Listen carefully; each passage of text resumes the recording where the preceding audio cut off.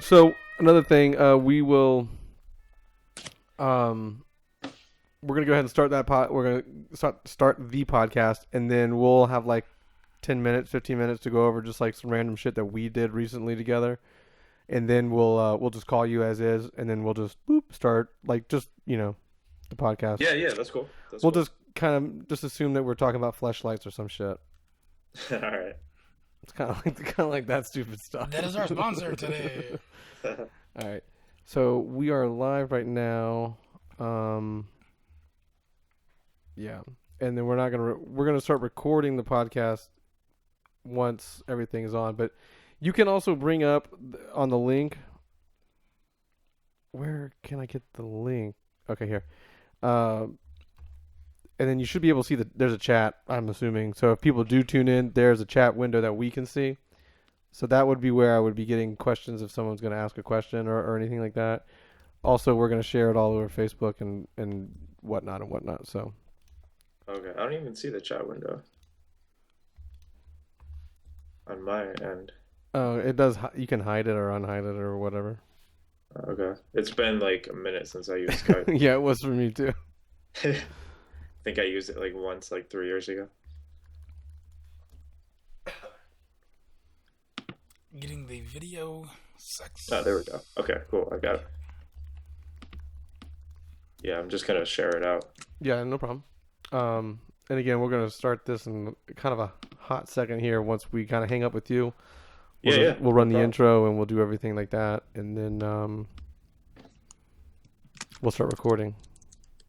Sounds good. But now we just have this. We have the link up, so.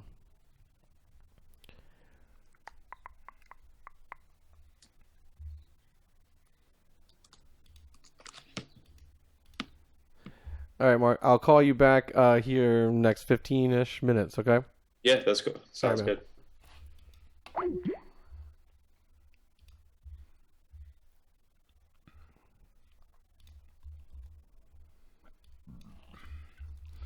Whenever he did his set, what was he doing? What now? Whenever he did the set at Pure? It was at Shim Sham. Or at Jim Jim?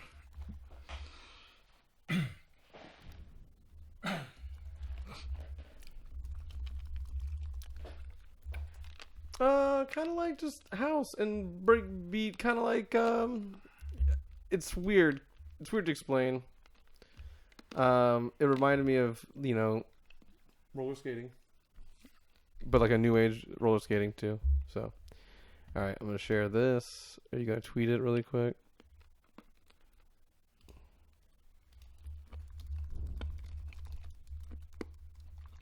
We are.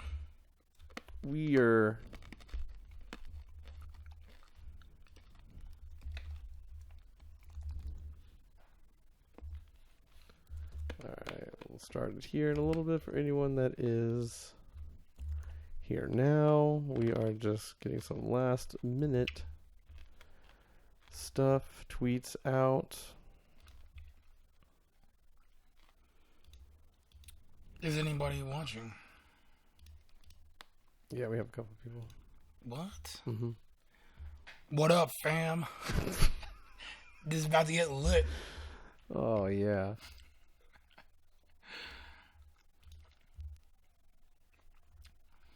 Knows what I'm saying. Are you listening to music? No. Do you hear music? Yeah, I hear something. Yeah.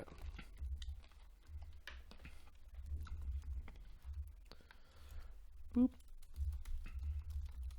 We're finally doing it, bro. Oh. We finally got them on. Well, we finally got everyone situated. I didn't think it was going to be a hard thing to get everyone. Oh, was it you that was listening to? Yes, yeah. Yeah. Just let me know what you think.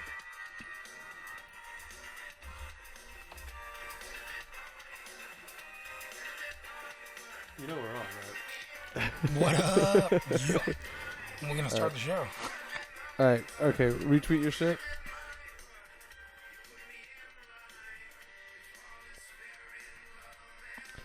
We are about to go live. We are about to go live.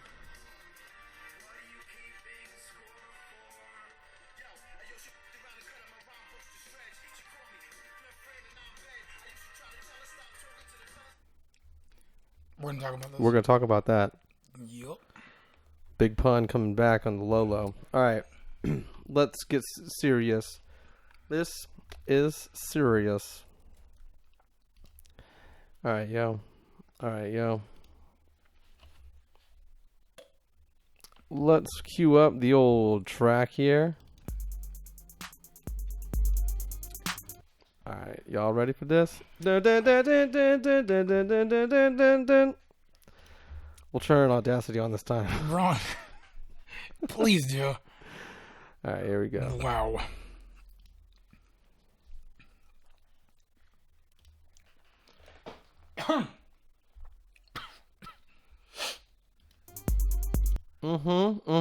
Yeah, we started up. We started up good. Y'all just get to see it.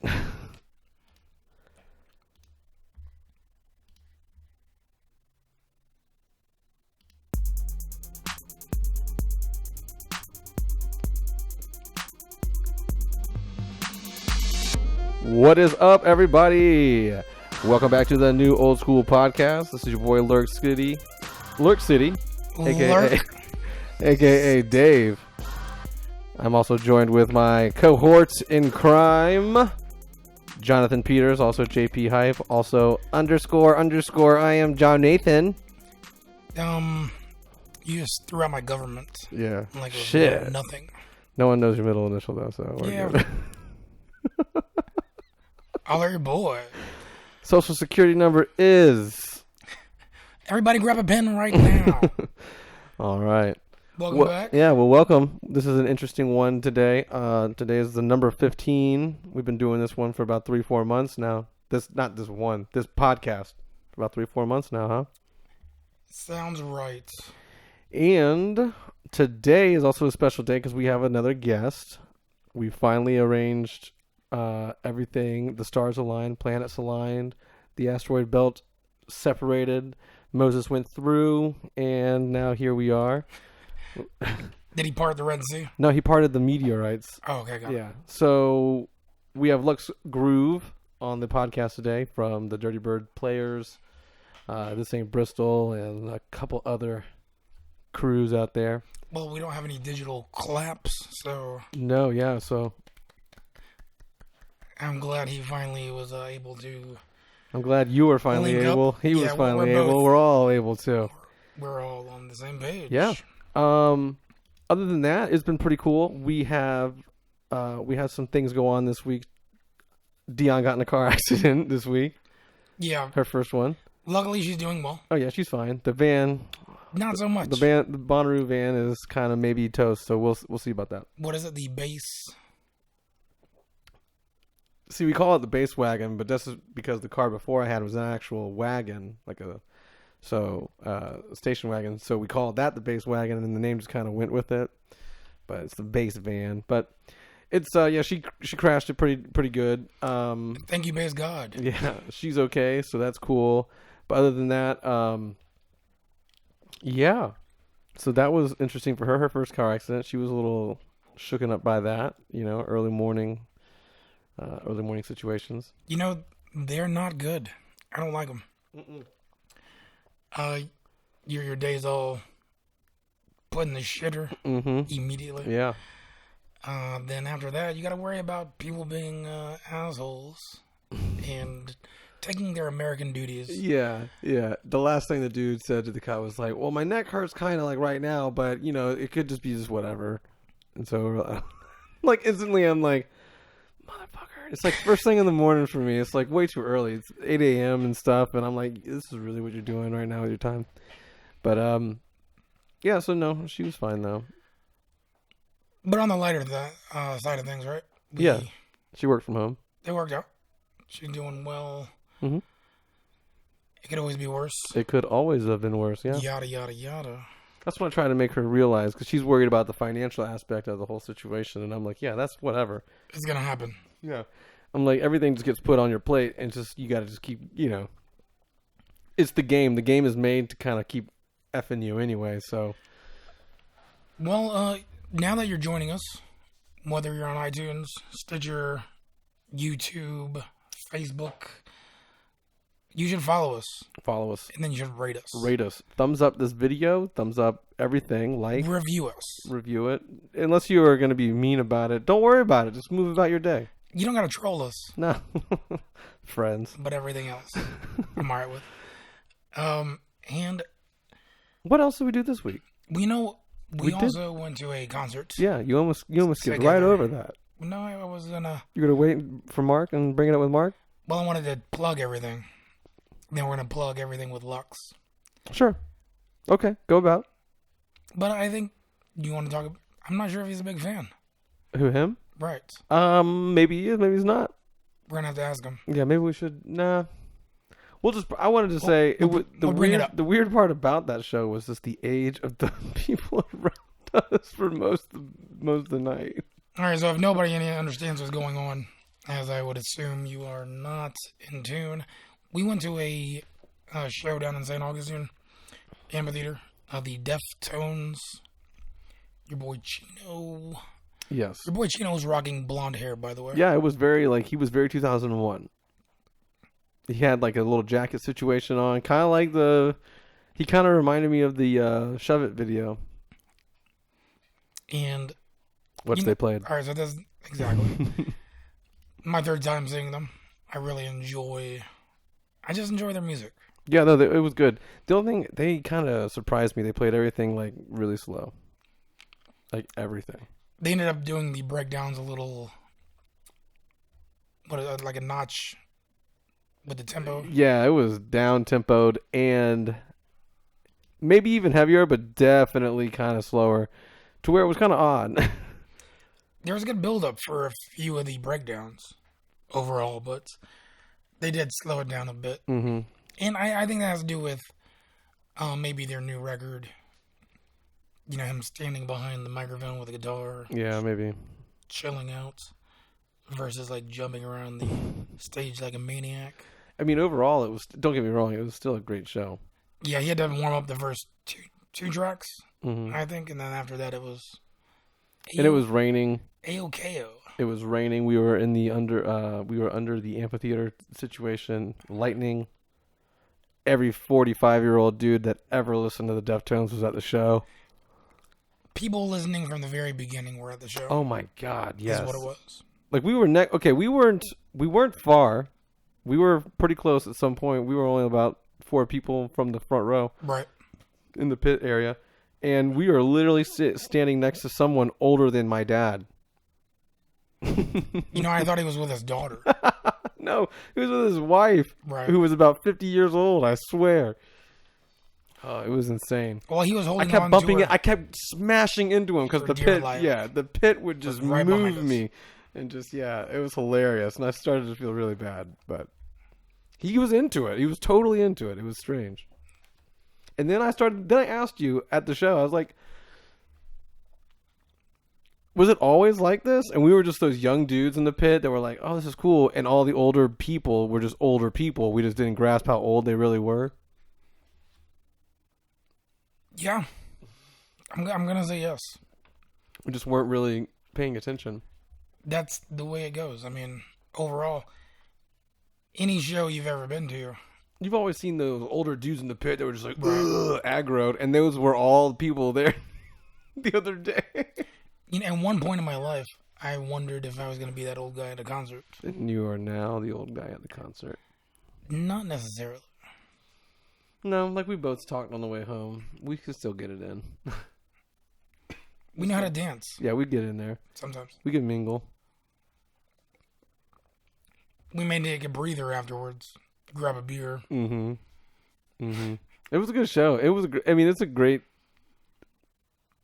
It's really weird how we always have those weird things happen to where like the pit wasn't really that packed. No. The show wasn't really that packed either, but it was still a pretty big venue, outdoor venue, and it was just like we were there, and all of a sudden it's like bloop, we're in the front, And then Chino's like right there, and it's just like, wow, all these experiences are just strange. So it's kind of cool.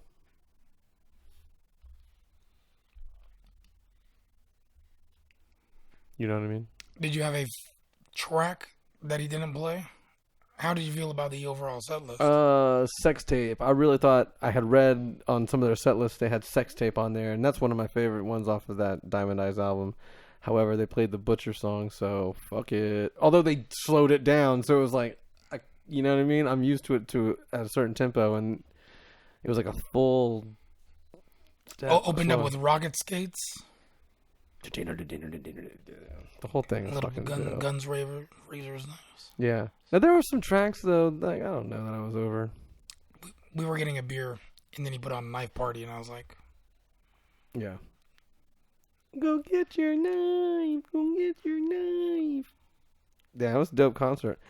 I do think the concert that I saw before was better. I've only seen it twice. So the one I saw in St. Pete in like 2012 when Rocket Skates and Diamond Eyes just came out, that was fucking dope. And it was at Janus Landing, and I don't know if you are familiar with that. I've never been to Janus. It's a pretty dope venue. I would suggest anyone that goes to a show there would go. Would you compare it to... It's hard. It's like an alley. It's like a block party alley. That's what it feels like. Dope. Yeah. It's really on the corner. It's on the corner in St. Pete. And there's two buildings. And you're in a courtyard type area. And there's condos literally like right there. Like there's you right next to condos. And they're there for the shows. Is that one outside? Yeah, it's outside. Outside venue. I like it. But for that show, I was fucking way in the back, bro. We weren't getting anywhere near. And then at some point, I managed to kind of like snake my way up closer in the pit area, but we weren't close. And I was thinking about that when we were just like, boop, right there. All of a sudden, Chino's like, we could slap hands with him. So it's just cool. Those little moments. And then those moments where you're like, every 50-year-old dude here has been listening to the Deftones the same amount of time as I've been listening to the Deftones. So it's like strange, you know? I don't think it is strange. Dad? Yo, there's this comic on Reddit I saw earlier today. Mm-hmm. And like a comic strip? yes. Okay. Comic strip. And this guy is getting a massage. And the girl... One of those massages? Right. Yeah. The girls... So the first panel is... The girl's like, would you like a happy ending to go with the massage? And the second one is like, sure, I guess. And the third one's like, this is your biological father you've never met before. He's like, wow, I didn't expect that. It's like, hi, I'm here to give you a hand job. It was ridiculous. But I thought it was comical. We didn't see any comics in this last week since we last convened. No. Your boy Jamie Kennedy is out Yeah, right now, this though. weekend. I'm good. I'm not sure how I feel about it. I'm good. I'm not a big B-Rad fan. No, I'm good. And that was his big like thing, Malibu. He had something else that was alright. The Jamie Kennedy experience. But even there. Yeah, he always played like a secondary or third character in those like teen movies, right? That we were like, or those early 20-something teen movies, like 12 Things I Hate About You, or he wasn't in that movie, but Sounds about right. Also, I hate to bring up Heath Ledger, R.I.P., but I know we talked about it, I think when Dion was on the podcast, The Knight's Tale. What about it? It's on HBO on demand right now if you want to go check it out. You know, that's one of the movies I saw him and I was like, oh, this guy's alright. Do you want to touch him? I like that guy. Yeah. That's the announcer. You know, other than that, I really wasn't a fan until he played the Joker. Whenever they cast him, I was very critical about it. Very similar. Well, he to didn't really the- have any big roles early leading up to that. What broke back? I haven't seen that movie. 10 things. Neither have I. Well, see, 10 Things I have seen, but 10 Things is like it's Exactly. he's totally different. So, you know, He based doesn't on even what look you- the same. Like Yeah. his face doesn't even look the same. Based on what I've seen, I was like, nah, this guy's gonna suck.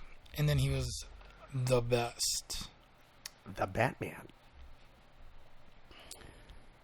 You want to call him? Should we call Lux? Call him up. Call him up. Should we call Tyrone? Better We call should call Tyrone. it. We should call him You better Tyrone. call We Tyrone. should call him Tyrone. All right. Well, if you're tuning in for the first time ever, we sometimes have guests. We mostly talk about music, experience, Life, life, philosophical stuff, space. conspiracies. Sometimes. The all-seeing eyes. However, that being said, Mostly talk about music. yeah, we do. And since Marlon hated on us, we're going to talk about more music. But we will. This is going to be our first kind of like producer DJ. Not our first DJ that we've had on here, but our first producer DJ who is signed and has somewhat recognition on his side. His name is Marc. He goes by Lux Grooves, and he is on a slew of labels, and he has some releases on many different labels, and we'll let him discuss that. But let's go ahead and give him a little call here really quick. Via Skype. Via the Skype.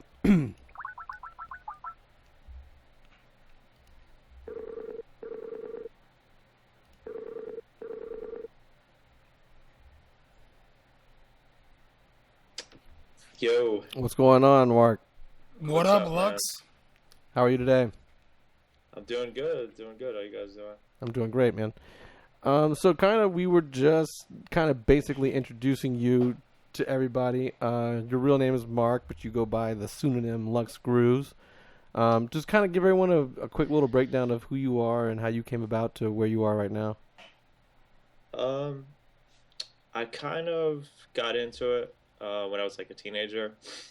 I was really big into hip hop. Got into what? Sorry, I didn't preface I'm really sorry, like what you music. I'm sorry, music. Okay. Yeah. I got into hip hop when I was like a teenager. Are we talking I like kinda- 90s hip hop? Yeah, Good yeah, like stuff. 90s hip hop. The nice like- hip hop. Yo, that classic era, golden era. Yeah, I started off then. Got my first pair of turntables when I was like 16 or something.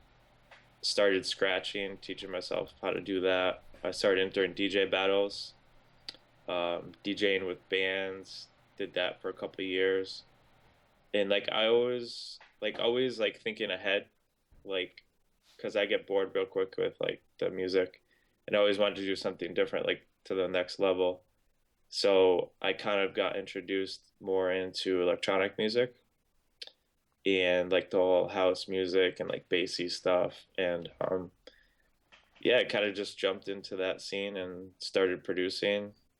Like actually I kind of got into the house game pretty late actually. Because I'm like 34 right now, so I only got into it like a couple of years ago. But yeah, I've been producing for about 3 or 4 years under this name now, kind of just starting to get some recognition. But yeah. And we met because you came down and you were booked for kind of like a Florida.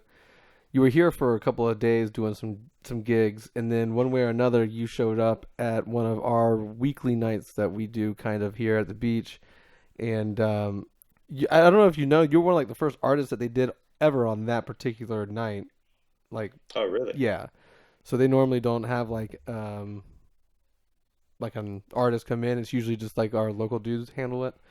But I guess because they had the opportunity to do so, they were like jumping at the bit to do it. But yeah, that's how we met. And like I had just come from a podcast with you. Yeah. I remember you told me that. And Yeah. I was like, I'm kind of drunk, so we drank on the podcast, and then we just kind of started talking about that, and that's how this whole arrangement. Yeah, came we're together. drinking right now. Yeah, we're having some beers. Nice, nice. But yeah, as soon as like we met and you were like, "Oh, I just came from a podcast," I was like, "Okay, this guy's cool." Like I knew we'd kind of get along because Yeah. I'm into the whole like podcasting culture and stuff like Yeah, that. You yeah. know what I mean? And A lot it of people aren't like into it. Yeah. No, yeah, it does take some time, especially for the ones that you and I listen to, the big ones like the Rogan Experience thing. Those are 3 hour at a go, so it's like fuck. You need at least 1 to 2 days to listen to it. It depends. I mean, unless you're traveling a lot, like when you travel, you were saying you listen to the podcast. So yeah. Yeah. Yeah. I usually get through like a couple of them, like for a trip. You know, like I probably went through like 3 podcasts like over the weekend. Okay. Yeah. Nice. Well, last week we had scheduling conflict. I know. I think you had a show or two out of Yeah. town. Yeah. I apologize about that. It was super last minute. And I know we were scheduled to do the podcast like around 7. And like I was just was running behind my schedule. I had to get things ready for like for my trip for the next morning. It was like a super early ass flight. And yeah, I had to get up at like 5 a.m. No need and I to had to do all like apologize. No this worries at all, dude. preparation. Nah. Yeah. So was- I had to do all this preparation, and I was like, "Yeah, sorry guys, I can't tonight." That was good because we actually got to have like because we've had so many guests on in a row that we finally got to have like just a podcast with just us. So it was kind of good. Make sure we could do it by ourselves. Yeah, make sure we still had it. Wind down. That's cool. That's cool. Well, Lux, you right now you're skyping us from. You're in Connecticut.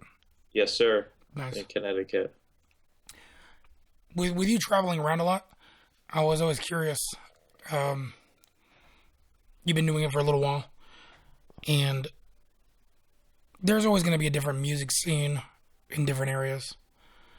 Do you feel that it's vastly different from where you're at versus like whenever you come down to Florida or? Not vastly different. Yeah, there's really not too much of a difference. Maybe a little bit. I mean, especially I can only speak from like the music that I'm doing. It's really not too much of a difference. Like I'm part of this record label called Dirtybird Records. I don't know if you guys have heard of it. Yup. Yeah. I have obviously though. Yeah. But yeah, so like kind of when people see that like somebody from Dirtybird is coming, usually kind of draws a particular crowd, and they're like super open to like all different kind of music because I might play some hip hop or some drum and bass or stuff like that. But certain places like they might not be ready for like the new stuff, like the next level stuff. I don't know what that Vaporwave. means, but The new. yeah. But like I know Boston is like you got to like kind of bring your A game and like play this stuff that no one's ever heard. So like kind of cities are like that, you know what I mean? I much appreciate those kinds of shows better than because here, I don't know if you could tell in Florida. I don't know how the other shows went for you comparatively to the one that I was at here in town, but for me, I feel like everyone plays the same stuff locally here a lot of the times, and I would like it to be. I think the DJ or a DJ producer person should be someone who selects tracks that no one's heard. So, like when you say that Boston brings their A game, that's like, I wish we could do something like that here instead of just playing like the same songs that everyone else is playing, just so you can like get someone on the dance floor. Well, I think that's one of the reasons he's a producer as well. I mean, original content. Right. If you really enjoy music. True. That's true. Yeah, Dave was telling me I think you were doing like breaks and maybe house.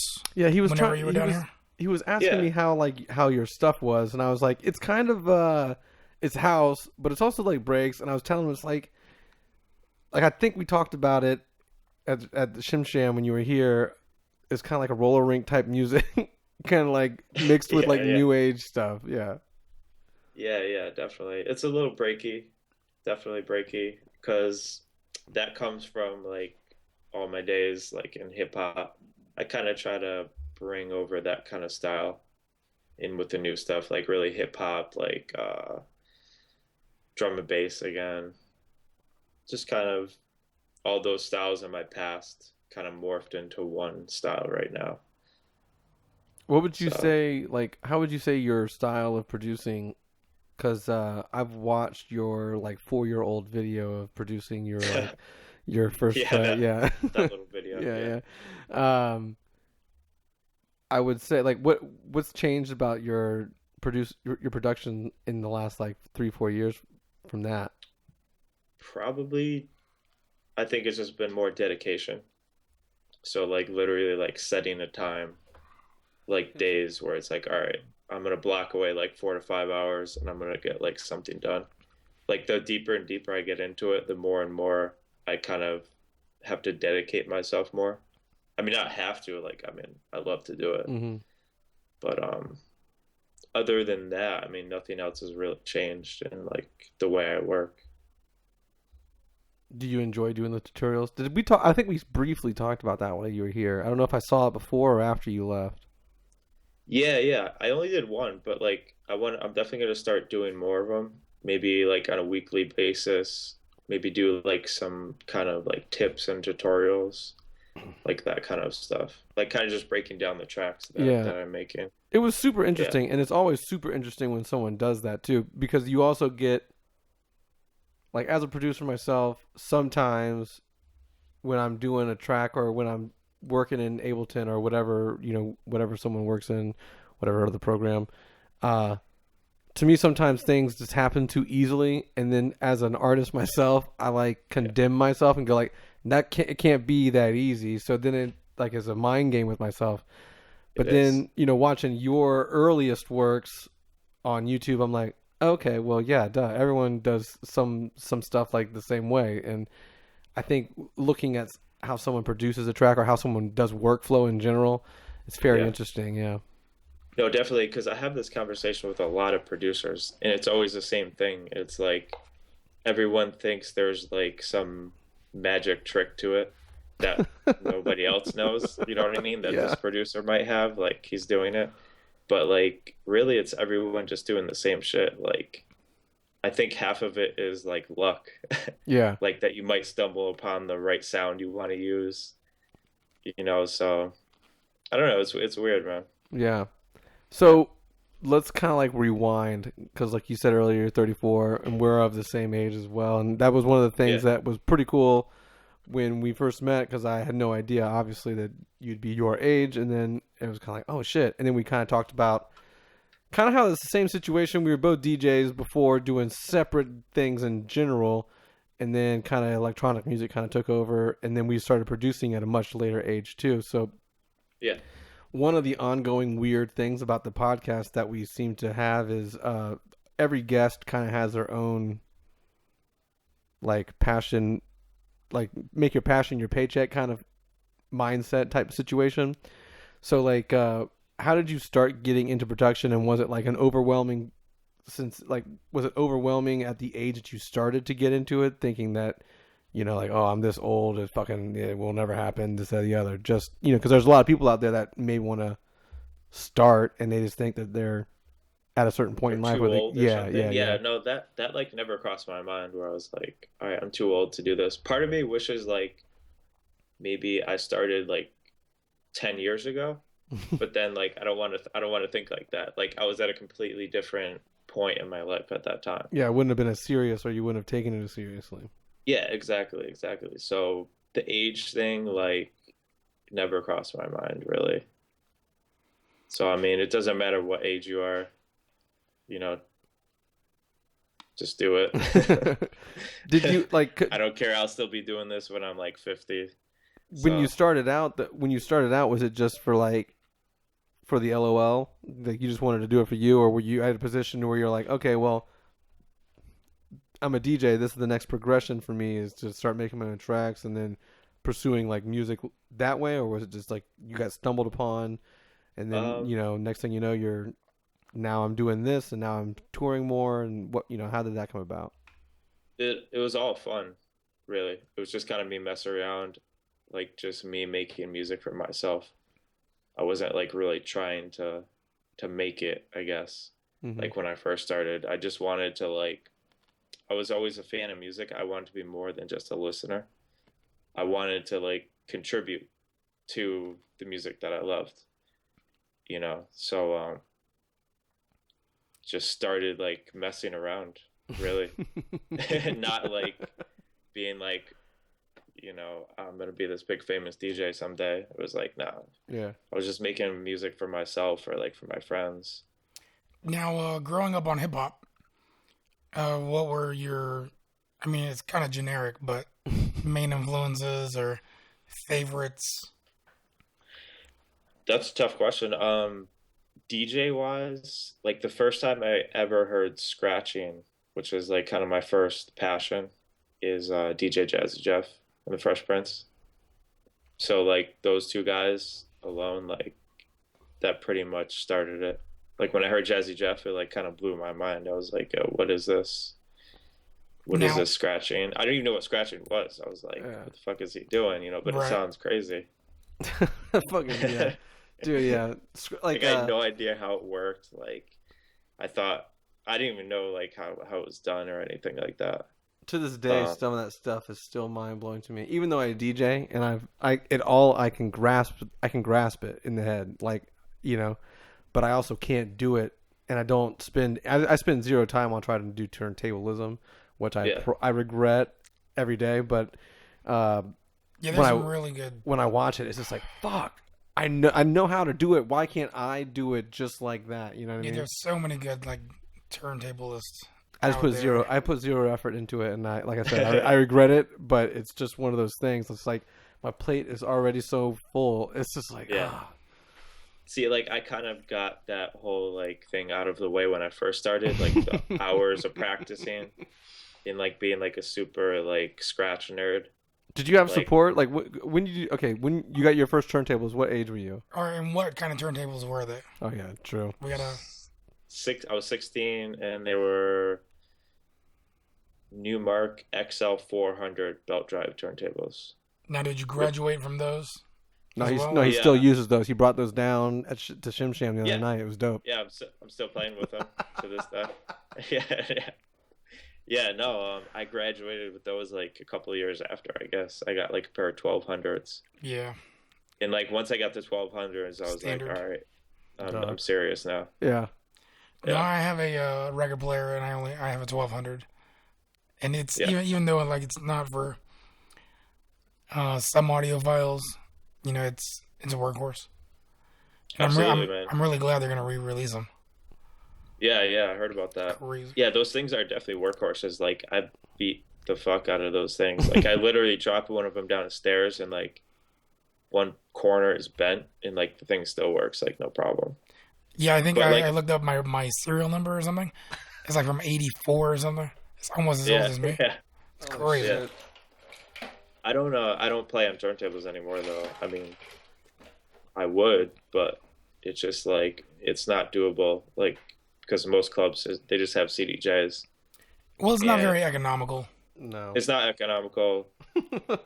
You can't be lugging like, oh man, 4 or 5 crates around. Yeah, all the time. I mean, like props to anyone that does that still to this day, especially in cities like New York or any kind of city where you have to take a cab with like boxes of crates and then your turntables, because people do that. That's the hustle still. So, I don't know if I would do it. Yeah, no, I definitely wouldn't do it. It's so much easier just to show up with like a flash drive. It's the same thing. It's the same thing. Yeah. You know, I still get down like on the CDJs. Yeah, like, you can scratch. Scratching. Yeah. And it's like, there's not that much difference, to be honest. Now, whenever you started doing the turntablism, like Invisible Scratch Pickles, Q-Birds. Oh, yeah.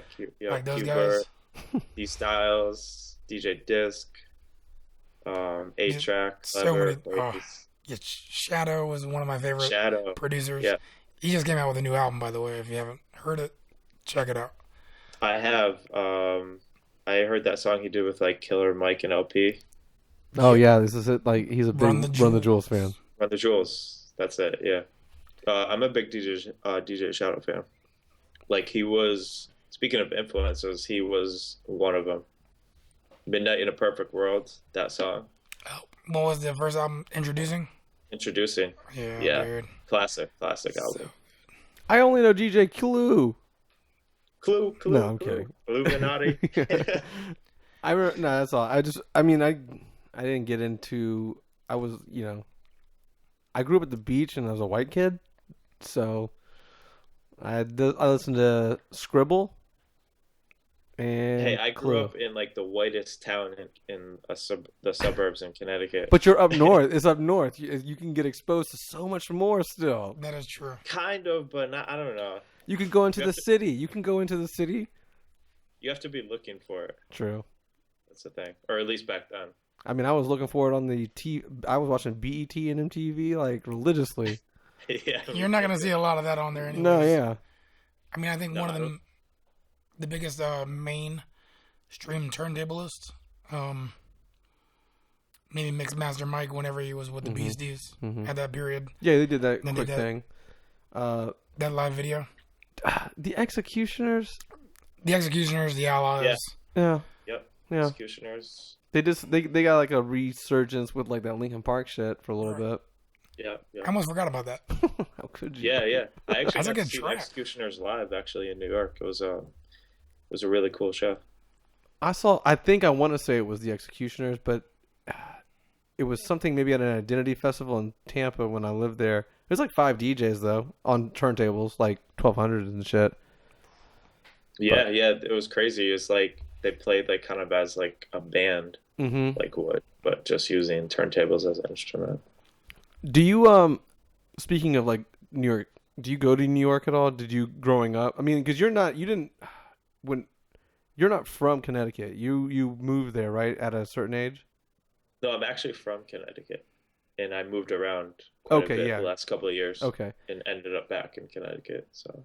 Did you because I went to New York recently in the last 5 years, and I stumbled upon like some weird like dive bar club situation, and there was like a scratch battle shit going on. So my mind was like fucking blown when I walked into that room. So like, did you ever experience anything like that, like growing up, as well as wanting to search out just scratching and being a turntablist? Yeah, definitely. When I first got into like turntablism, like all the events were like in New York. Like they used to have like these little, not even a festival, but like a night where like they had like 5 or 6 DJs come through, and I would always get out to New York and get to watch that. Yeah, that was something that's something that's so different than here. You know what I mean? Like we would never have walked in to anywhere and been like, "Oh, this is dope as fuck." I literally lost my mind. I was with someone, and I couldn't even like. It was a girl, and I didn't want to nerd out with her or anything like that. But I was like, Jesus, this is the coolest shit. You should have just like smushed your face. Just like DJ after DJ, and I was like, this is the dopest shit, man.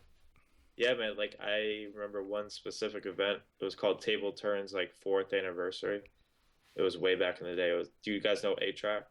A-Track? You mean like the DJ? Yeah. Yeah, the one that won with the thing with Craze, like the 99, 2000. Yeah, we got it. Yeah, DMC, the DMC. Craze is the shit. Yeah, exactly. Like I got to see him. He was there. He was like 16 at the time, and it was just really cool to see that. Like I had no idea who he was gonna be. Like I didn't know he was gonna be this big famous DJ. You didn't know he was gonna be Kanye's DJ. Yeah, exactly. No, he's dope. He dyed his hair recently though, so it's not as dope. But yeah, I was wondering what's up with that. Like I was kind of like Chino. Yeah, he did the Chino Eminem thing. It's weird. I don't know. At first, I thought like it was a joke, but no, I guess not. But I mean, he can do whatever he wants to do. To be honest with you, I can't knock him because he's been like such a huge inspiration for me. So he could do whatever. He could dye his hair blue. I don't care.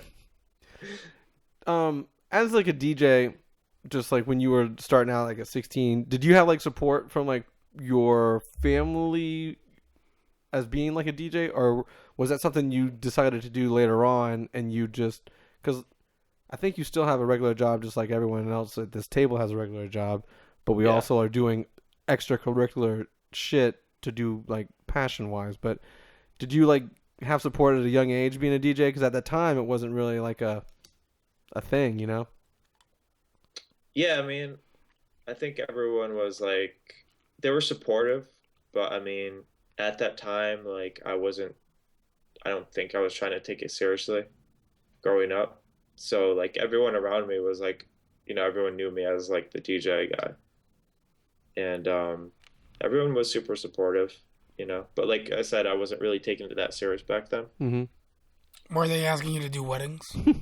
Obviously. Yes. Yeah, but I never wanted to be that kind of DJ. Right. Exactly. I never said I would do weddings or bar mitzvahs or anything like that. Quinceañeras? like it's funny. Like I work like a regular job, and I told one of the people like I DJ, and so like when I say I DJ, people automatically think like a wedding DJ. And the lady was like, "Oh, perfect. Would you be available to DJ my wedding?" I'm like, I would. Not that kind of DJ. I don't do that." requests, but Yeah. I Do will do it. requests. Yeah, it's the best. It is seriously as a DJ. That's like the best thing. Because you hate saying it. You hate telling people because you know what's gonna happen. Yeah, yeah. You just know. Right. They don't because they won't understand it. Oh my god. Because everyone can hear that now, right? That's pretty loud. Volume down. Hey, we will call you back. You just straight up interrupted the podcast, yo. Are you live on YouTube? Yeah, we're live on YouTube, and now you're on the Right now. podcast. Well, I can't find it on the channel. Well, you have to look at. You got to get to my Facebook page, or That sounds like Mason. It is It Mason. is Mason.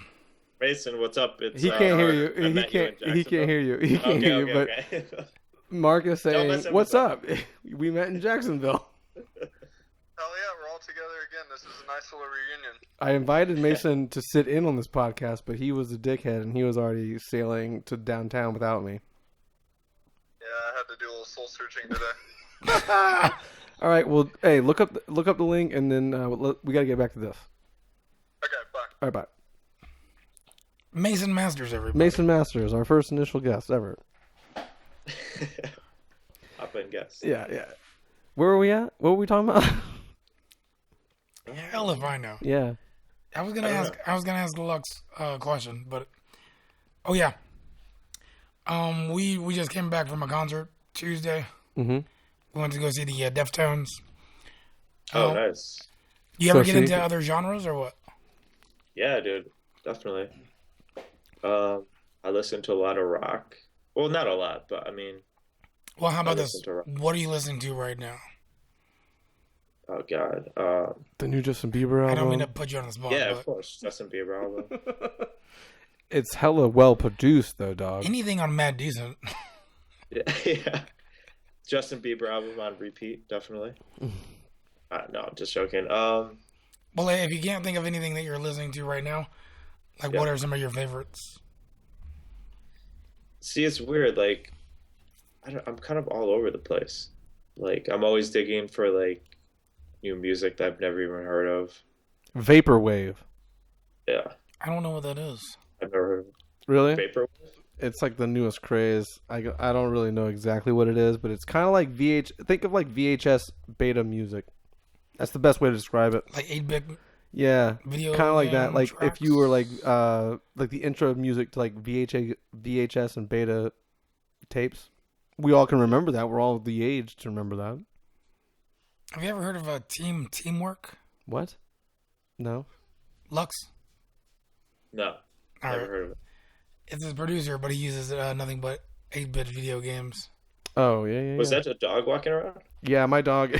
Okay, it's like what the fuck? Yeah, I got a dog in here because There's she a gremlin. she freaks out during rainstorms, so we gotta like keep her around. Okay, that's cool. That's cool. But yeah, as far as music I'm listening to now, dude, I don't even know. I don't even know what I'm listening to right now. I think maybe some older like 70s classical music. Like Well, not classical, but classic what? Like classic rock? like The Doors. Okay. Been listening to that recently. Been kind of stuck in that era. The Beatles. Are you gonna like? Does that ever come through in your like creative outlets? Like, do you sample? Not really. I mean, I do sample, but not like hip hop. Like, would grab samples from like older songs. Mm-hmm. I might grab like a little vocal or something, maybe just like a vocal hit. But I wouldn't like jack a whole like 4-bar loop sample. You're not gonna Fatboy Slim it up and. Like a Fatboy sum it up. Yeah, yeah. I mean, I can't hate. I respect fucking grew up on everybody. Fatboy Slim. I grew up on that shit. I'm guilty. Okay. Yeah. Weapon of choice. Right about now, fucking soul brother. Okay. But no, yeah, because when you said The Doors, like instantly, I just think about like sampling the shit out of the Doors because I'm a big Doors fan too. So I kind of just like listen to that for inspiration because I don't want to listen to like the kind of music that I make like from other artists. I want to kind of step back and listen to some older music. Like I said, I only kind of really listen to music when I'm looking to get inspired. mm-hmm. So No, I think that's an honorable thing to do. yeah, Because it's going to define. You're not going to repeat the same exact thing that's on the radio by submerging yourself in the same exact music. Well, fuck the radio to begin with. Right. exactly. But I mean, even there. Oh, Yeah. I totally get that though. Yeah, I mean, because if you like, maybe subconsciously it'll get into your head, and you'll end up like making a track that sounds exactly like what you were just listening to. Mm-hmm. Wait You know for the what I mean? breakdown. I mean, that's happened before too. Oh yeah, Like, oh yeah. I've done that before. Yeah. There's some big ass thing like I think obviously this is like big EDM type shit, but Skrillex and Zomboy had a track like that. Each made a song and it was like, wait a minute, bro. This song sounds exactly like this song. Hey, right? That's true. Well, there's some different things going on in the music scene right now.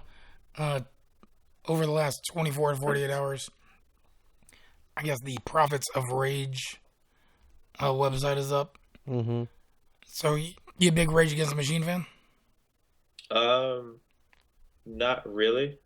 How I dare don't you. dislike them, but I'm Okay. just like don't really listen to it. What about Cypress Hill or Run DMC? Not Run DMC, Public Enemy. Oh, Public Enemy. I'm sorry. Yeah. Yeah, I used to listen to all them back in the day. So supposedly Zach De La Rocha is not going to be leading a tour with Rage, but as far as vocalists go, Chuck D from Public Enemy is going to fill in, And Be Real. and Be Real from Cypress Hill. Nice. But it's like everyone else but Zach from Rage Against the Machine. So being like a Rage fan kind of makes me mad Yeah, a little bit. because I want to see the original, Are they gonna play like Rage Against the Machine songs? obviously. Really? I would think so. That's weak as shit. I mean, unless they're going to make their own group. That's Then- also weak as shit. The whole thing is weak. It's just a total bummer. Pissed off so much. Well, we're not going to know until the 31st, I guess. But Yeah, June. I don't like it. I don't I like it. don't. You know, sir, Why? I don't like it. Why don't you like it? Ye- Like, Because we've been waiting for Rage Against the Machine to get their shit together and Right. go on tour so we can see them in our lifetime. Like, I'm a huge Rage. Okay. Like, I got into Rage a little late, and because I was doing the hip hop thing as well. And, you know, it's one of those groups. Whenever you get into them, there's no way to get out of them. I think. It's kind of like the Deftones and everyone that was 50 years old next to us at the show the other day. Like, we're in the pit and everyone is older than us. wow. They were our age, or yeah. There was a lot of older people there, dude. There wasn't a lot of young blood out there. I couldn't help but just look around and just like laugh most of the night. It was But it was strange. dope. It was a good show. It was great. It was a great show, but still. Did, Whew. did it make you feel old? Young. Or I were you felt just kind of like, young. I felt kind of young there. I was like, damn. Yeah. Like I told Jonathan before we called you, was it always like that? Because we always used to go to shows as like younger kids. Those specific shows, like the Deftones, have been around since we were young. So like, I've been going to like that style show for a long time. But there's always been like those older pit dudes that were like, you know, Whipping ass. yeah. And I didn't know if they had always been like the same age, like 30-ish years old, and I was just so young to like, I didn't correlate that. And now I Right, see it and I think like, wow, everyone is old as shit. I'm that guy. Yeah. We're gonna be that guy. I mean, other than Well- that, I didn't mean to interrupt you, man. My bad. No, it's all good, man. It's all good. All good. When's the last rock show you went to? I don't know if you would classify them as rock, but mindless self-indulgence. Oh my Nice. god. I like Why it. would that? That's old school. It was old, so this was like, I mean, I know they're not playing anymore, but this They was are. like- I think they are playing. Are they really still They playing? literally, I think, have a either in the last year from today year on have had a release out or are making a release. Really? Yeah, they always came up. They're always on my radar, but I never got into them. They showed a dude blowing his head off when they played a show here in town. They always played like some fucked up videos, right? They play like fucked up videos behind them. Yeah. Yeah. From like crazy trippy stuff. Yeah. Well, some dude like blew his head off with a shotgun, and I was like, "What the fuck?" So they've stuck with me since then. Lovely. Yeah, I got to give credit to my girlfriend for introducing me to them, because it was a really cool show actually. I mean, obviously, really interesting. You're dating a girl, and she likes music. Now, does she also feed into your selection a little bit? Do you kind of cater to a certain audience? I do run it by her, maybe. Like the music he makes? She kind of always she introduced me to some newer stuff. Okay. For sure. Because we don't listen to the same music all the time, but sometimes we do. No, that's good. I think you should have different tastes. They've also been together for quite some time. Yes, I'm surprised you remember that. Yeah, no, definitely. Yeah, we've been together for like 11 years. Damn, son. Yeah. 11. Cheers to that. Keeping it real. Yeah. You know, we had a little discussion on that. Yeah, we won't get into that here on the podcast, but yeah, we did. It was fun. Yeah. Well, I was gonna bring up something else I have on my notes. Today, anybody know who Paul Banks is? No. All right, you know Interpol? Yeah, the band. Yeah. No, I have no idea. All right. So the lead singer Paul Banks, he's done a few solo albums. It's kind of experimental from the normal Interpol stuff. About 2 years ago, he did a mixtape, and he put it on DatPiff. Is like a rap mixtape? He produced beats for it. All right, and you know, I was reading the article. I want to say it was on Consequence of Sound or Pitchfork. I forget, but you could stream it. That's what we were streaming a little earlier. Oh, is that what it was? Yeah. So he produced the track, and the name of his mixtape is "Everybody's on My Dick," like they're supposed to be, or something like that. Paul Banks, and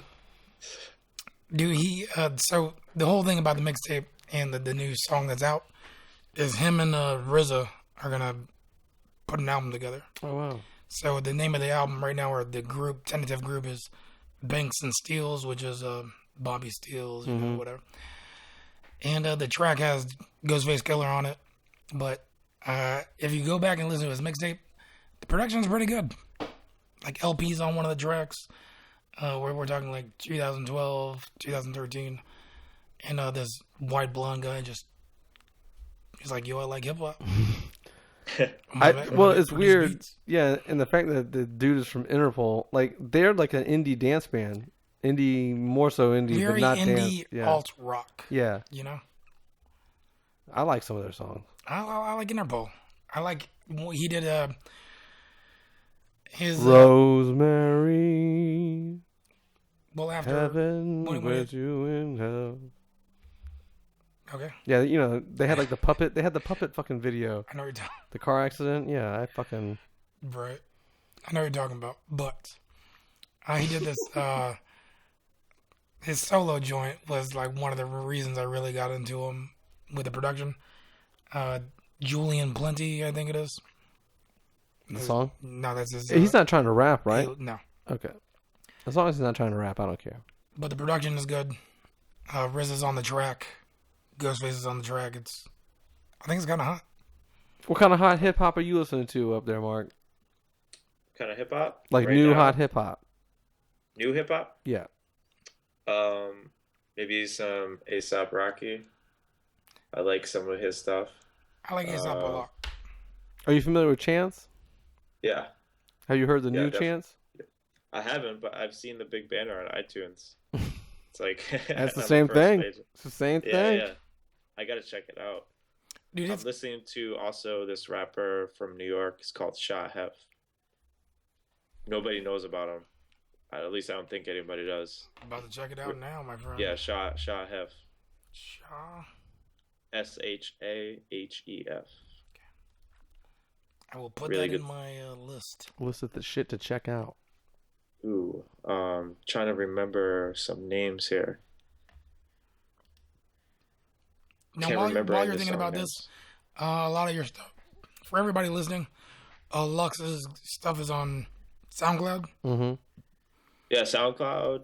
You can hear Dirty. my tracks, like the previews. Shit, you can get his shit on Beatport. You can buy. I bought your. Yeah. I'm not gonna fanboy it out, but I did want to support, so I did buy the your old ass track off Beatport. Oh, thank you. No problem.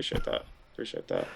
But yeah, Beatport, iTunes, Amazon, like all the digital music stores you could find my stuff at. Which crews and not crews? What labels and groups are you a part of? It's you're part of Dirtybirds. You're also on yes. This Ain't Bristol, and Yep. and go ahead and just name those really quick as well. Also, Perfect Driver. They're based out of LA. I've released a couple tracks with them. They're kind of like a really cool up and coming label. Also, Main Course Records. Mm-hmm. I don't know if you guys have heard of like Astronomer Yeah. He's come through here. and Bot. Mm-hmm. Bot is or was half of Crookers. Okay. I don't know if you remember the Day group and Night? Crookers. The Yeah, Day and Night remix. exactly. Yeah. I think Yeah, everyone so- fucking knows that remix. Yeah, I think everybody knows that. Yeah. So like Astronomer and Bot run this record label called Main Course, and got a couple tracks out with them. Got some new Really? stuff coming with them. You know, Mason and then a booked Astronomer through here. Oh really? I was just chilling with Astronomer all last weekend Oh, because cool. he played with me in North Carolina. Cool. Very cool dude. Was it a Very main cool course type show? Was that the dealio? Was that the dealio there? No, it wasn't. It was kind of just a mix of all different styles, really. Cool. Yeah. Nice. You've been doing some stuff. Well, recently before you came to Florida, Florida, I guess. You were doing something with Marc Starr, right? Like you were doing Absolutely, yeah. some. Yeah. What are you doing with him? We're constantly working on tracks together. Like we started working together a couple of years ago. Like we're like super good friends. Like he's my boy. Cool. Like we always send each other back and forth tracks all the time. It's like, yo, what do you think about this shit right here? Yeah, exactly. It's good to have somebody like that with like that kind of ear because we both kind of have the same ear for the styles and stuff. So Are you guys works really well. Are you guys local together? No, he's actually down there with you guys Oh, okay. in Tallahassee. Okay. Yeah. I think he's moving out to LA though in a couple weeks. It's gonna be big time in everybody. It's gonna be big time in it. Yeah. No, I'm kidding. No, but I mean, like that's where it goes off. Night Base is going off out there as well. So it's just Yeah, LA's a place to be. yeah. I'm it trying is. to get out there pretty soon, actually. Hopefully this summer. Like move or just to go out Well, there. just to do some shows. Maybe Okay. do like a week of shows or something. Kind of like what I did in Florida. Did like a little mini tour. How was that, by the way? I mean, I know like the night you were here probably wasn't the biggest turnout, just in general because it was so quick. But you had like some shows in Gainesville. You had some shows in. Did you Orlando, Tampa, right? Tallahassee, Jacksonville, Gainesville, and Orlando. Okay. Yeah. So like I think Jacksonville was like the third stop maybe. Okay. Yeah. It was actually kind of nice though because I was completely exhausted that night and it was more of a chill night. Yeah. So I actually kind of appreciated the vibe there. It was That's cool. nice. Yeah. It's and it was just recently renovated. I think he was like the first person there that night. I've not been there yet. Shim Sham? Right. I can't believe that. Dude, I don't go out a lot. The weird thing I'm is not every I don't night. go out a lot either. Like I never go out unless I'm playing. Yeah, I wish I could Yeah. say the same. I crazy. wish. It's like every other Yeah. night I'm out doing something. Running something, networking something, doing Yeah. something. You know, I think I'm an introvert overall. I am too. It's not like I'm fucking Unless like the I- social butterfly dude. I fucking don't want to go out and do anything either. It's just I am. Like, unless I Right. know you, then I'm just whatever. But Yeah, I just want to chill. Yeah, Yeah. it's crazy. Keep it simple. Yeah, absolutely, man. There's nothing like just some good downtime, just chilling out. There was something you texted me earlier in the week, Dave, Yes. about a lineup that is going on. Chicago Riot Fest. How do you feel about that? The lineup? Yes. I feel like it's dope. I feel like I may have to go to that. Which is Who's on the lineup? it's like seriously like everybody Who is that used not to like in the fucking lineup. That's the question. it's kind of like a post-hardcore hardcore kind of like a lineup. Riot Fest is this like weird punk hardcore type festival they do different cities. Right. So it's a 3-day event, and they normally do Denver and Chicago and I think Toronto, right? And I went last year to the Chicago tour, but a lot of times it's going to be a mixture of rock, punk, and then hip hop. Riff Raff was there last year, wasn't he? No. No? Oh. So last year, like the main headliners, the reasons I went up there, Alexis on Fire, System of a Down was there. Yeah. I saw De La Soul. Snoop was there. Oh shit! The Prodigy. Yeah. Oh, nice. Dude, That'd have been good. That was my favorite. You know, and the thing is, here's the thing. We were supposed to go, but I just couldn't get off work because someone else at Right. work, because we both worked at the same place, had requested off, so I couldn't go. And I was like, fuck. Yeah, dude. Quit this bitch real quick. It was rough. Rancid. I mean, dude, like everything that you would probably. It was a good mix. Doomtree. I mean. Well, this year they have the original You wanna go lineup into it? for. Is it. Who's the band that got back together? The Misfits. Misfits, yeah. The original lineup for the Misfits. I'm bringing it up right Yeah. now. Dude, my bad. Riff Raff. Is he? No, I'm That kidding. guy's a trip, man. No, I mean, hey, like mad Riff. respect to Riff Raff. I'm not even gonna front. No, I'm not. I'm hating on him, but It's he's got me fooled, and I'm skeptic as fuck. So, hey, All right, so Yeah, now the main lineup for the Chicago. This is the first wave. The original Misfits are back. There's a few question marks throughout there, but Morrissey, Ween, Death Cab. he just goes more. Rob Zombie.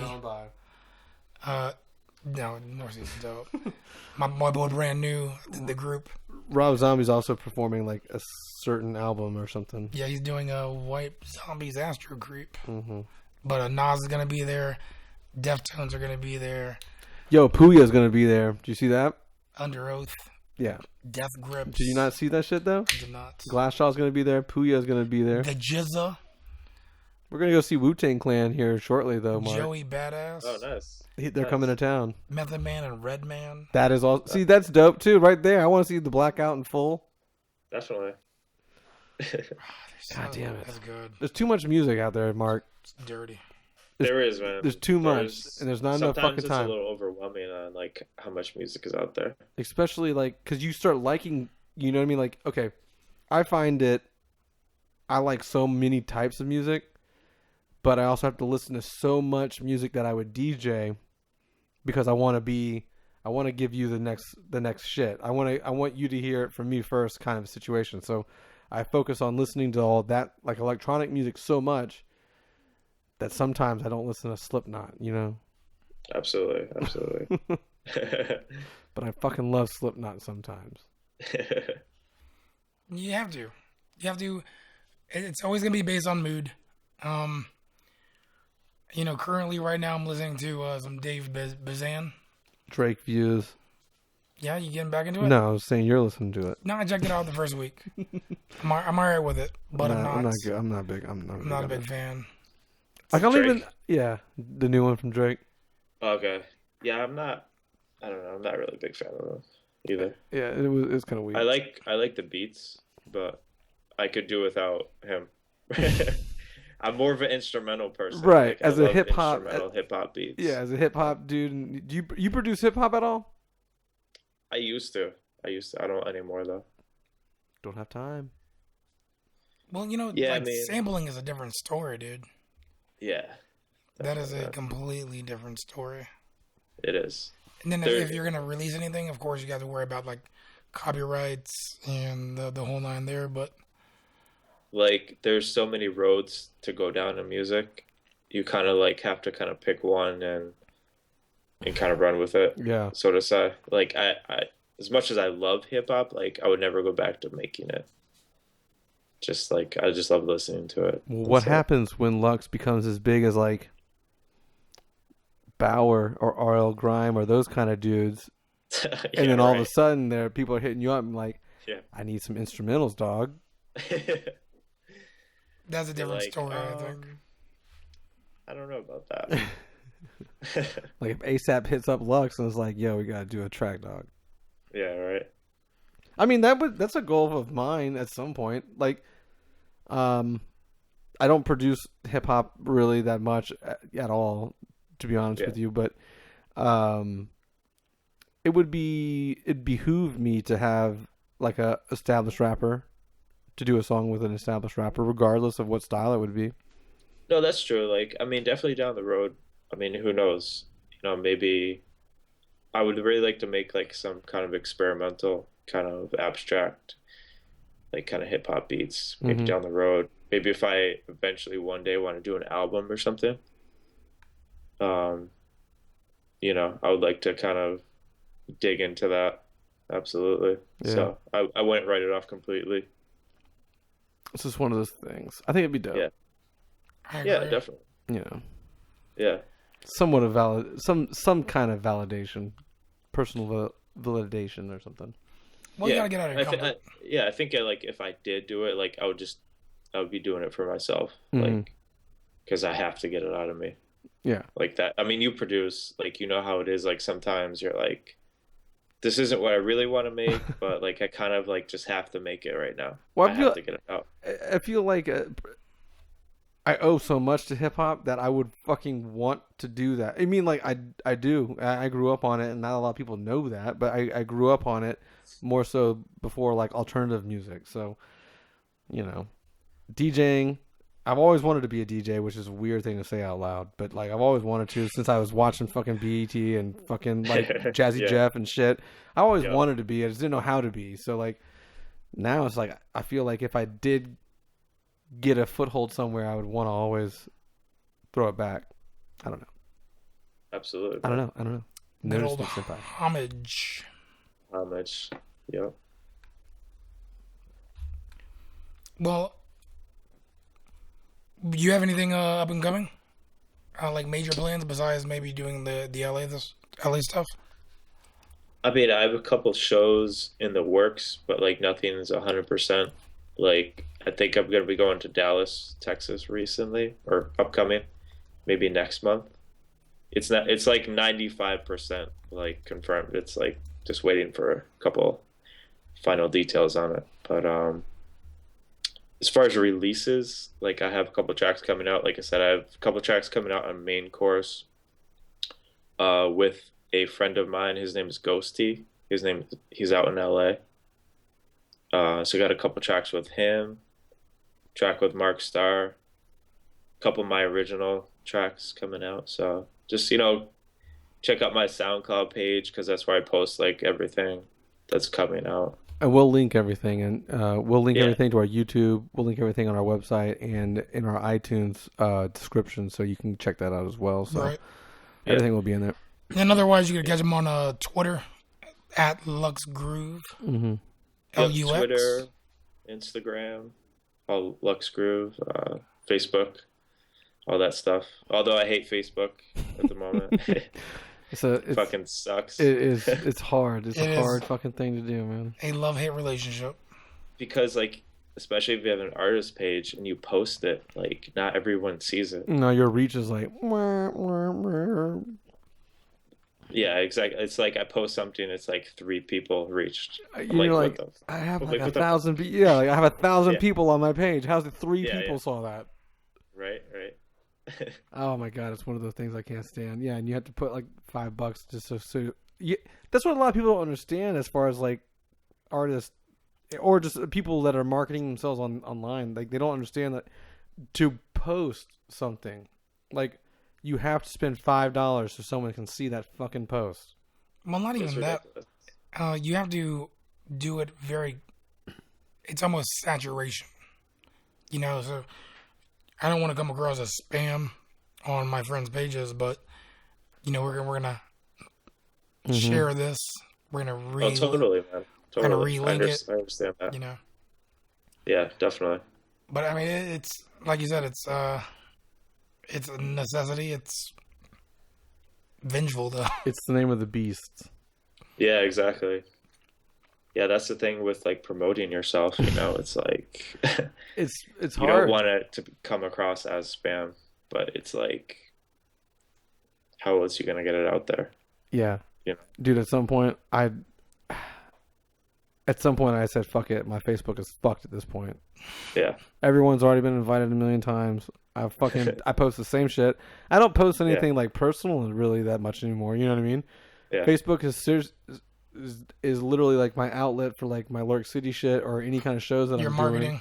And it's just like, I know, because I don't give a fuck about what everyone else is doing anyway. So it's just my avenue to like shove my shit in your face for a hot second. So while you're scrolling down your fucking phone, you may be able to see my show that's popping off or whatever, or my I think, podcast or whatever. Snapchat is like really where it's at right now. Like as far as social media, like I actually just signed up for Snapchat, so probably don't have like any followers Well, yet. we will but link I'm up gonna- on there. You want to plug it? Yeah, What's your Snapchat?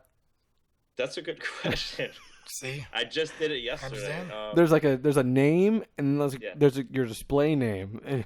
Just it's Maybe I'll send it to you and you could post it in the description. So I don't even know what it is. just screenshot it and send it my way and I'll figure it out. Yeah. But yeah, no. That's something that I've forced myself to use more regularly, Snapchat, because it is more of a insight onto your personal life, so to speak, right? to where people can get like a instant like, what are you doing? Like when we were at the show, I get about 50 views every snap that I do, which is more than I used to do. I used to do like 30, now it's 50, but I've been like Growing. spamming my shit. You know, I've been spamming my fucking snap code and my Snapchat and all that shit. So, but it's weird because you can see all the people that see your snaps. So like you can go through and be like, I don't know any of these people. You know what I mean? That's cool. That's cool. Yeah. So get on it, Lux. You got to get on there, man.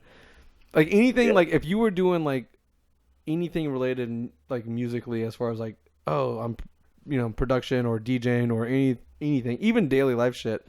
People are all about it.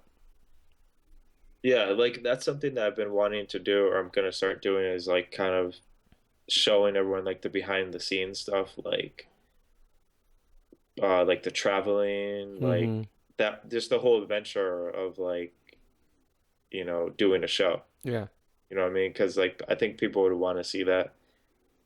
I know like I'm interested in artists like that. Like I kind of want to see the behind the scenes stuff. So I'm gonna be doing more of that stuff. Yeah. And even though you may not think this, but when I was younger and I was doing like my band thing and I was touring and shit, I never thought that I was anyone's favorite band or anyone's favorite, you know, whatever.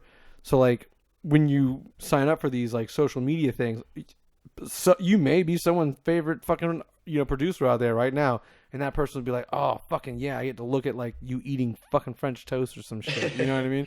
Like people would get off on that shit, and it's just Awkward. like it's a really cool way for you to communicate with your audience and in those ways, you know.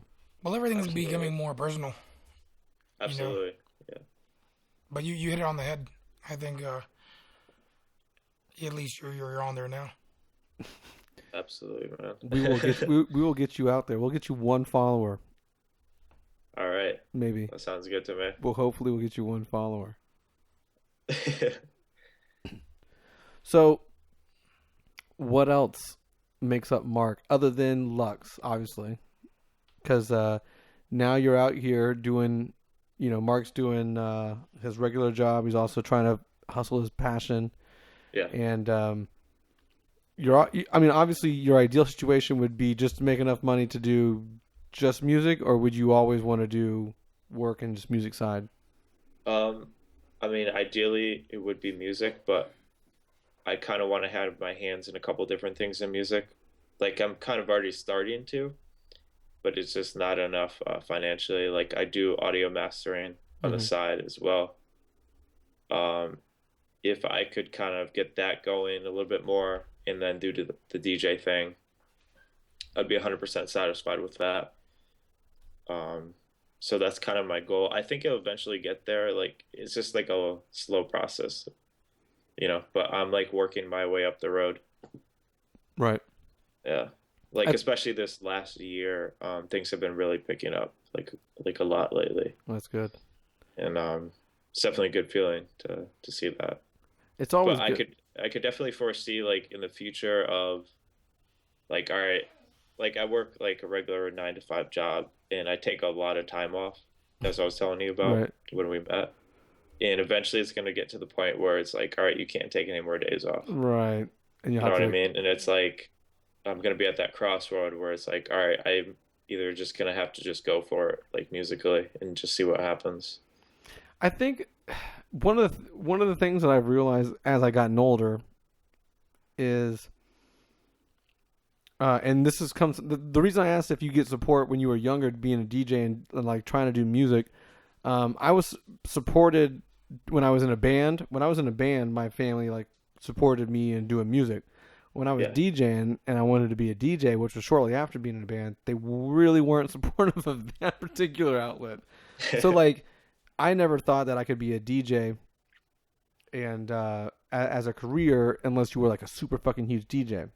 But now as I grow older, I can see like as long as you can maintain just like your bills or, and whatever, get by in life, you can do whatever you want. And that's something that, I think is very valiant of everyone doing their own personal hustle, because it's like it's great to see everyone, and that's what happens on this podcast. Everyone seems to be doing their own thing. It's great to see people that do that and that want to do that. Oh yeah, definitely. Especially like this newer generation of people. It's like people are realizing, okay, you don't have to like get this 9 to 5 job that you don't like. There's so many different ways you could go. And like kind of, I guess we're all the same age. Like when we were growing up, it was like, all right, you need to get a job, like, kind of thing. Like, all right, the DJ stuff is cool, but like, what are you gonna really do? Yeah, seriously. And like that always kind of like, I don't know, upset me in some way. You know what I mean? It's like, well, why can't I pursue this? It's not validating, but it's also like today, like the DJ is the biggest thing almost right now, which is kind of like a shitty thing, but it's also a very cool thing too. It's a shitty thing because it's like being bled to death by mainstream, obviously. But it's cool because now there's some kind of like validity behind it. It's like people understand it a little bit better. It's coming back to like more music selection. It's not about like EDM, so to speak. It's not about all that shit anymore. It's becoming more like the shit that you're making, the labels that you're on, that kind of like this, like those styles of music will always be around. That flash in the pan EDM shit that catches on, that was big, now currently kind of, and has been for the last couple of years, won't be there that long. But it's always good. Yeah, 100% agree. Definitely. Yeah, I have a cousin up in Chicago that we talk. I'm gonna take a bathroom break. I'll be right back. Yeah. Every so often we just message each other like, yo, check this out, and it's either TV shows or movies or mostly music. But I sent him this link for some trap shit a few years back. It's like, yo, I don't like that. Because he's always been into like real like house. He was with you on the turntables. He had house, techno, drum and bass type shit. And last time I was up there a year ago, and we were talking again. He's like listening to trap shit, and I'm just like, I thought you didn't like this. It's like, nah, I kind of like this now. I was like, all right. And maybe it's different. I think, trap music, especially with hip hop, is down south originally. and then it's kind of evolved all over. Yeah, definitely, man. Absolutely. Like, I mean, I like some of the trap music too. You know. Now there's I mean, that one producer you're talking about, or the one producer for ASAP. yeah. I forget his name, but he Clams. One of the Casino. producers, Clams Yeah. Casino. Yeah. That guy's Yeah, dope, he makes man. some super like abstract, weird music too. Like aside from the Aesop stuff, like weird in a good way. No, I listened to a few of his other tracks, and Yeah. I think it was over some R&B type stuff, but it was still very, yeah, it's groovy, dude. Yeah, it's good stuff, definitely. Well, I'm glad you at least understand like the different producers and different genres. Not everybody gets that. Yeah, no, absolutely, man. I mean, like I said, I'm always looking around all across genres. You know, keeping my ears open to whatever is out there. And what Dave was saying, I think earlier, besides that, obviously you're doing your music thing, you're doing your 9 to 5. What do you like to do to unwind? To unwind. Like when you're not making music and you're not I know working, I'm just thinking about that question because like do you have a different outlet? Like do you kickbox at night? fitness actually is my Yeah. outlet. 'Cause I love fitness actually. I work out probably about 3 days a week I try to, and that's like a huge outlet for all my stress and just like everything. Just getting out there and doing like I do calisthenics and like, you know, pull-ups, dips, like squats, like all body weight exercises. So I like go out to a park down the street and I work out a couple days a week. You just And, throw on your headset and just do No, work or what? ironically, I like to work out in silence. Like Really? I don't like to listen to music. Yeah, because I actually had like a membership to a gym, like Planet Fitness. You guys probably have those down there. Yeah.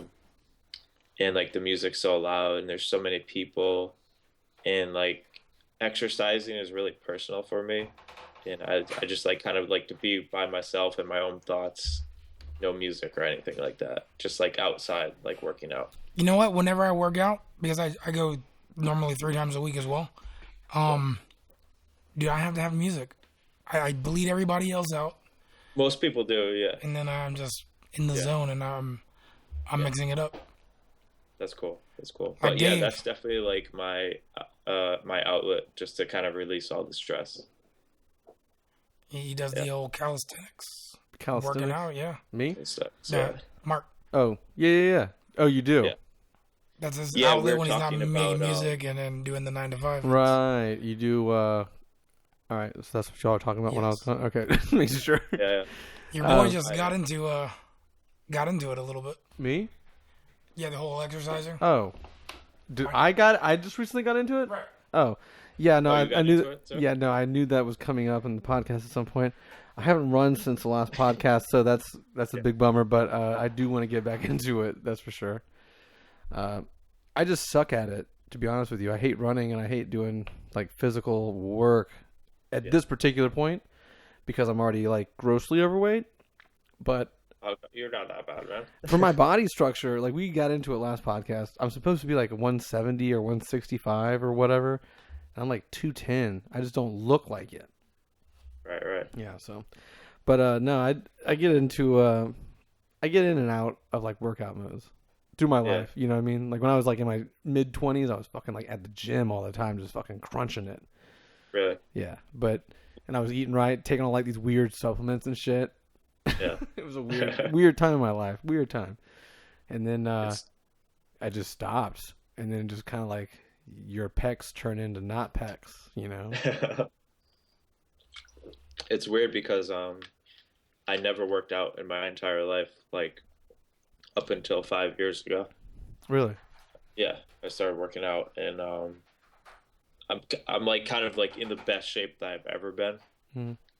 And it's just crazy because like most people, I guess, kind of once they hit their 30s, they kind of like let themselves go, be like, fuck it, I think now though, you know. And once you hit your 30s, people are like, "Fuck, I gotta get my shit together."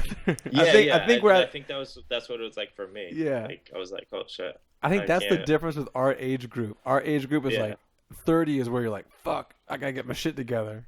Yeah, exactly. It used to be like 25, 23 back in the day, but Yeah. now, fuck, man. Like, you don't have kids, right, Mark? I think we discussed No. this. Yeah, you don't. He doesn't. I don't. There's 3 30-plus-year-old dudes right now. We don't have kids. I got a dog. That's pretty rare, actually. Right? Exactly. That's extremely rare because like a lot of my friends all have kids right now. Yep. Welcome to the club.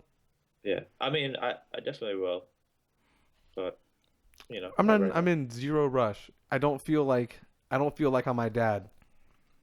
I guess that's the best way to say it.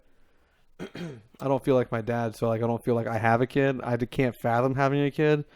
I can fathom my dad being my age and me being young and knowing my dad is 32 years old. You know what I mean?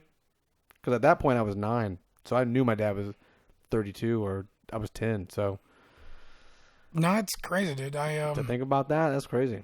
Yeah, I don't definitely. know how my biological or even my stepfather took on that responsibility. Mm. But don't get me wrong. I think if the option presented itself, I would definitely man up because, I have integrity overall. But, Structural integrity. well, just you're going to have this moral. Moral integrity. Yeah. Okay. Not everybody has it. You were on this podcast not that long ago. Say, fuck it, just burn bridges. Well, I'm a You're very. contradicting yourself. I'm a every spiteful. podcast. I'm a spiteful person.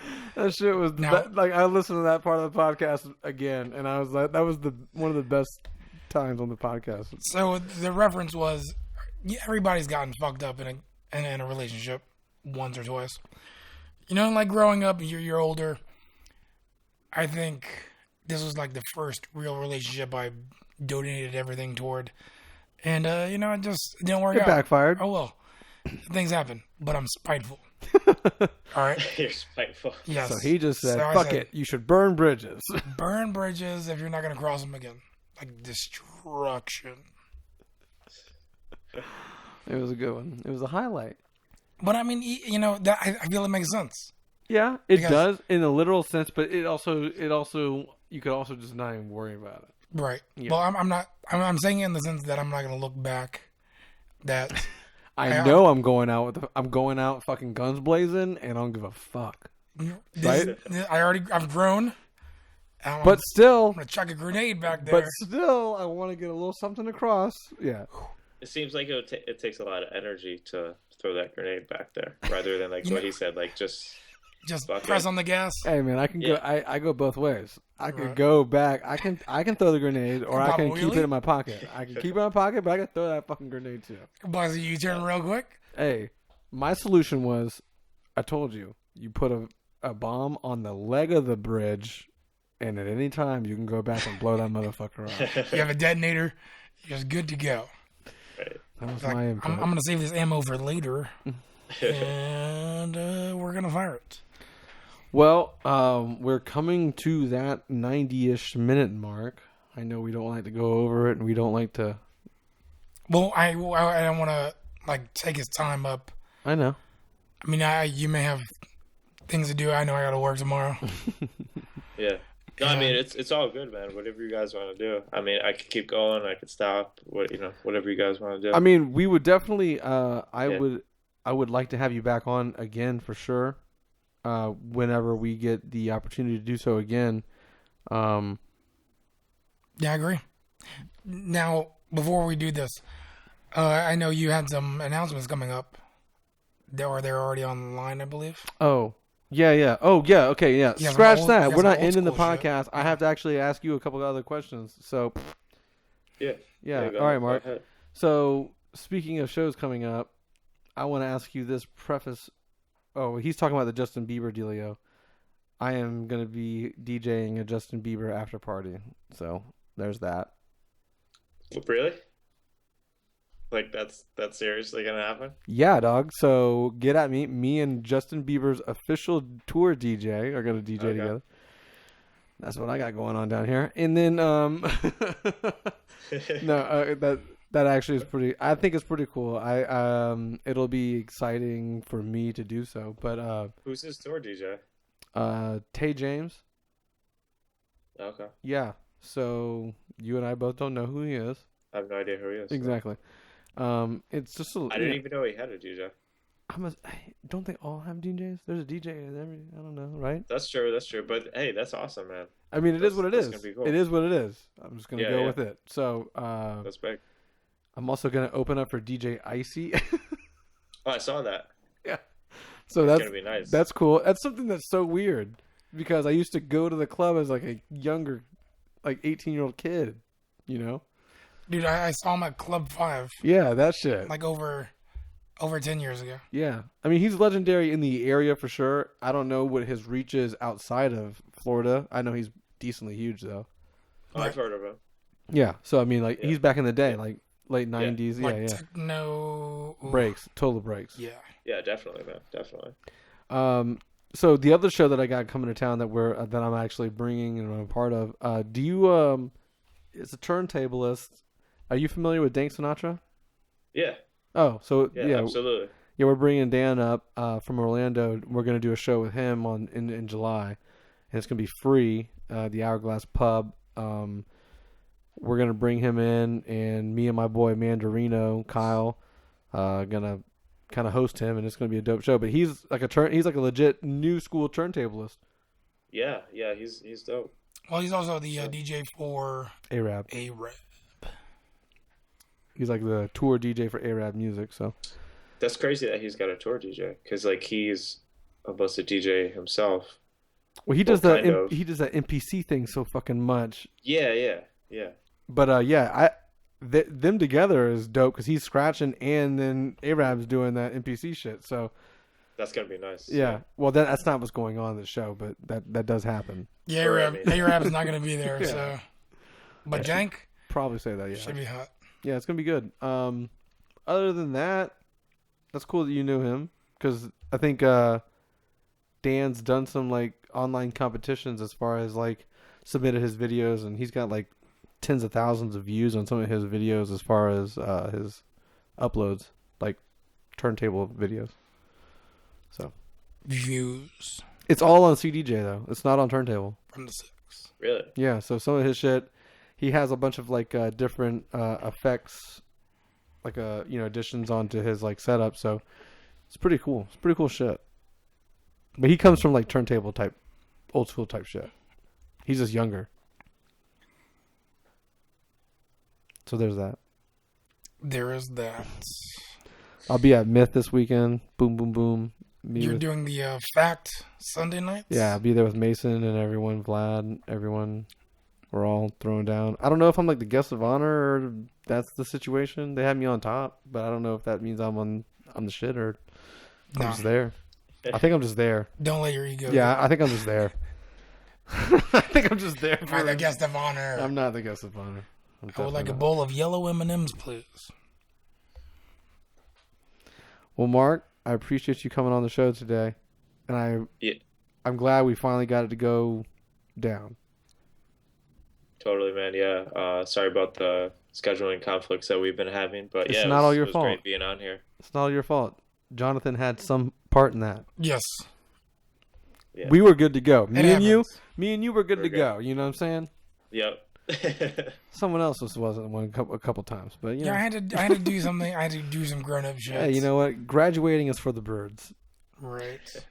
It is. He graduated college, or he walked. He hasn't graduated yet. He just walked. I have 2 more classes. I'll be done by August. Oh, well, congratulations, man. I guess. I walked for my mom, you know? Like I walked for my family. I just want the piece of paper. Give me the piece of paper. What are you going for?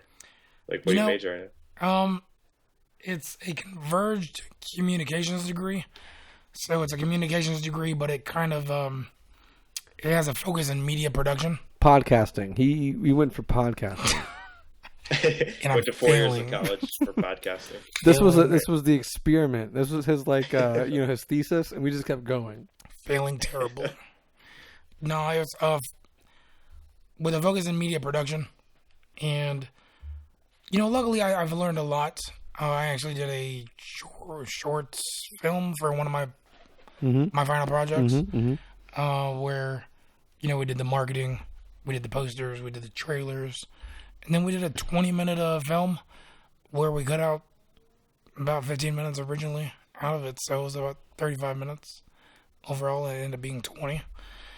Yeah, man, I'm gonna do the 48-hour film festival next month. What's that? You have 48 hours to make a film? They let you know on a Thursday night. This is your genre. This is how long it has to be. And then you need to submit it by this time. Go for it.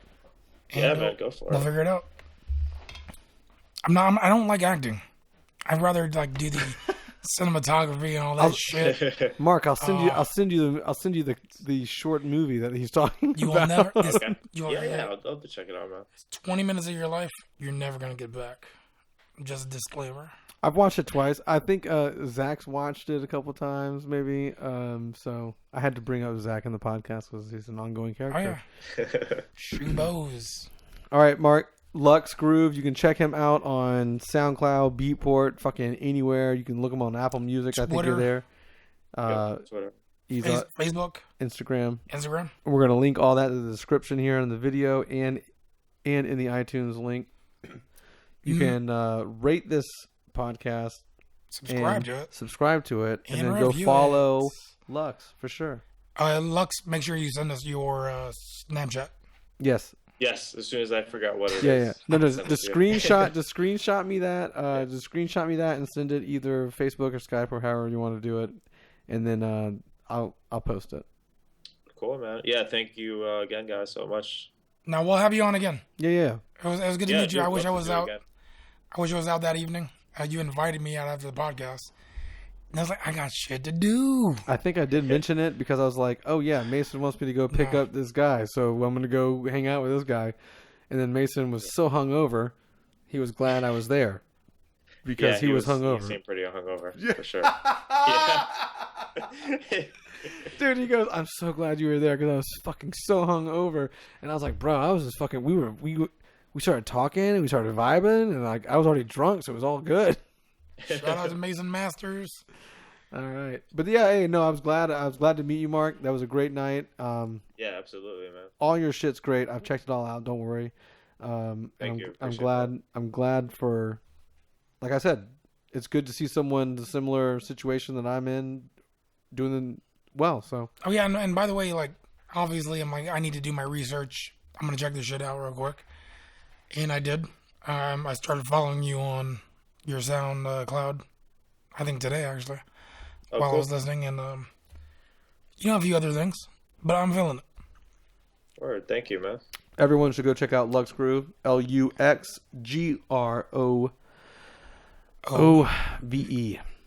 That's it. All right, Mark. Well, thank you very All right, much guys. for being a part of the podcast, and thank you for finally getting here with JP. Absolutely. All right, guys. I'll talk to you soon. Later, man. Later, man. Peace. All right, man. Well, this is gonna wrap up number 15. Number 15 is in the bag. Throw it in the bag. Yeah, we had some situations going on in this YouTube live stream. People were commenting and talking. It's good. Well, It's a good one. It's a good one. It's good. It's good. It's good. we'll be back same bat time. Same bad, you know. Actually, you know what? I'm leaving next week. So it's got to be a Tuesday situation. Shiza. Well, all right. We have to do it Tuesday. When are you leaving? Wednesday morning. I'll be in Detroit. I'm going to St. Louis and then Detroit. Tuesday morning or afternoon is what it's gonna have to do. Afternoon? Tuesday I afternoon. have class Tuesday afternoon. in the evening. All right, and then we'll see how that looks on releasing a podcast on Tuesday. No doubt. No doubt. All right. Well, hey, this is number 15 in the Bizag. The new old school podcast. Shout us out. Where can we go? Where can they follow us on? At TNOS podcast. Mm-hmm. The Twitter. Mm-hmm. The new old school podcast. Facebook. Facebook. TNOSpodcast.com. You can go get all of our links. especially our YouTube one, which you can watch any of our podcasts. iTunes. We're on iTunes, Stitcher, Tuned In, anywhere you get podcasts. Dope. All right. Tweet us